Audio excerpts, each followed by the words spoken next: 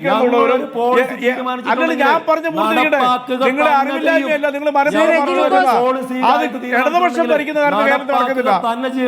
ഇടതുപക്ഷം ഭരിക്കുമ്പോഴാണ് പോയി ഒപ്പിട്ട് വന്നിരിക്കുന്നത്. ശ്രീ റെജി ലൂക്കോസ്, ഞങ്ങൾ ഭാഗികമായി നടപ്പാക്കൂ എന്ന് പറയാൻ പറ്റില്ല.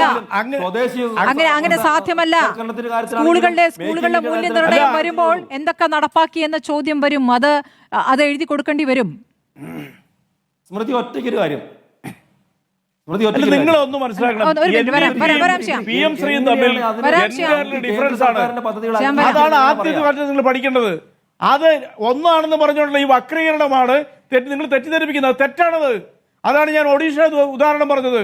ഞാൻ ഇവിടെ ഹിമാചൽ പ്രദേശിൽ നടപ്പാക്കിയില്ലേ, കോൺഗ്രസ് സർക്കാരില്ലേ നടപ്പാക്കിയത്. ഇന്ത്യയിൽ രണ്ടാമത് നടപ്പാക്കിയ രാജസ്ഥാൻ സർക്കാരില്ലേ. ഛത്തീസ്ഗഡിൽ നിങ്ങൾ ഭരിച്ചുകൊണ്ടിരുന്നപ്പോഴാണ് അവിടെ ഒപ്പിട്ട് കൊടുത്തത്. ഇപ്പോൾ തെലങ്കാനയിൽ നിങ്ങൾ ഈ പറഞ്ഞ വിധേയത്വങ്ങളെല്ലാം നടത്തിക്കൊണ്ട് ഒപ്പിട്ട് കൊടുത്തില്ലേ. പൊടിവാർ സാറിന് പറയാൻ പറ്റുമോ അത് തെറ്റായി പോയെന്ന്? കേരളത്തിന്റെ സമന്വിതരായ രണ്ട് കോൺഗ്രസ് നേതാക്കന്മാർ പ്രതിപക്ഷ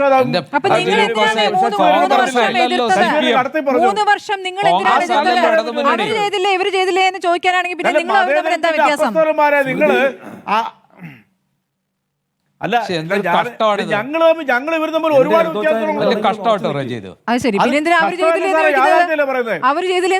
യാഥാർത്ഥ്യമല്ലേ സാറേ പറയുന്നേ. നിങ്ങൾ പിന്തുണയ്ക്കുന്ന പാർട്ടിയുടെ സംസ്ഥാനങ്ങൾ ഭരിക്കുന്നിടത്ത് ഇതിനെ ഒപ്പിട്ട് പൈസ മേടിച്ചു. പ്രതിപക്ഷ നേതാവ് പറഞ്ഞു ഈ ക്യാഷ് വാങ്ങിക്കണം, നിങ്ങളുടെ പ്രമേയം, നിങ്ങളുടെ സമരങ്ങൾ, നിങ്ങൾ എഴുതിയ ലേഖനങ്ങൾ, ഇതിനൊക്കെ മറുപടി പറയൂ ശ്രീ റെജി ലൂക്കോസ്. എങ്ങനെയാണ് സാറേ നിങ്ങൾ വിമർശിക്കുന്നത്? റെജി ലൂക്കോസ്, നിങ്ങൾ എഴുതിയ ലേഖനങ്ങൾ, നിങ്ങളുടെ പാർട്ടി കോൺഗ്രസിലെ പ്രമേയം, നിങ്ങളെടുത്ത നിലപാട്, നിങ്ങളെടുത്ത സമരങ്ങൾ പറയൂ. ഇപ്പോൾ തെരുവിൽ ഇടത് വിദ്യാർത്ഥി സംഘടനകളാണ് ഇപ്പോൾ തെരുവിലുള്ളത്. SFI ആശങ്ക മാത്രം പറഞ്ഞു മാറി നിൽക്കുന്നു, ബാക്കിയെല്ലാം തെരുവിലാണ്.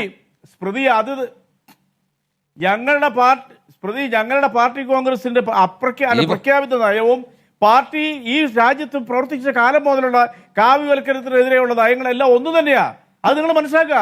ഞങ്ങളിപ്പോൾ വാങ്ങിക്കുന്ന പൈസ എന്ന് പറയുന്ന വിദ്യാർത്ഥികളെ അർഹതപ്പെട്ട ഈ എന്താ പറയാ കേരളത്തിലെ സിസ്റ്റത്തിന്റെ മാന്യത പോലും കഴിഞ്ഞ 9 വർഷമായിരിക്കുമ്പോൾ ആ പൈസ വാങ്ങിയത് കാവ്യവൽക്കരണത്തിനല്ല, നിങ്ങളത് വക്രീകരിക്കുന്ന. അത് ഞാൻ ആദ്യം തുടക്കത്തിലേ പറഞ്ഞു. ആ തുടക്കം വേണമെങ്കിൽ ഞാൻ അങ്ങോട്ട് അയച്ചു തരാം സ്മൃതിക്ക്. ഞാനും കുറച്ച് അങ്ങോട്ട് അയച്ചു തരാം. അതുകൊണ്ട് കോൺഗ്രസ് പൊടിവാർ സാറിന് ഇവർക്ക് പണം വാങ്ങിയിട്ടുണ്ടെങ്കിൽ ഇവർക്ക് കാര്യം അങ്ങോട്ട് പറഞ്ഞാ സ്മൃതി.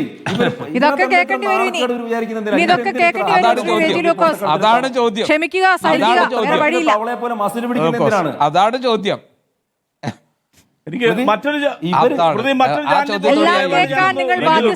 ഇനിയെങ്കിലും സത്യസന്ധത പുലർത്ത്, ദീപസ്തംഭം മഹാശ്ചര്യം ഞങ്ങൾക്ക് കിട്ടണം പണം. അതിനപ്പുറത്ത് വേറൊന്നുമില്ല. നിങ്ങൾ ഇനിയെങ്കിലും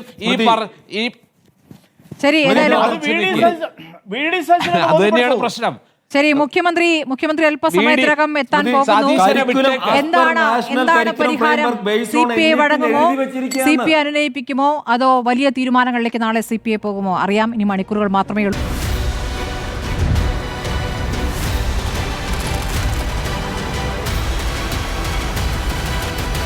ഡിബേറ്റ് വിത്ത് സ്മൃതി പരുത്തിക്കാട്.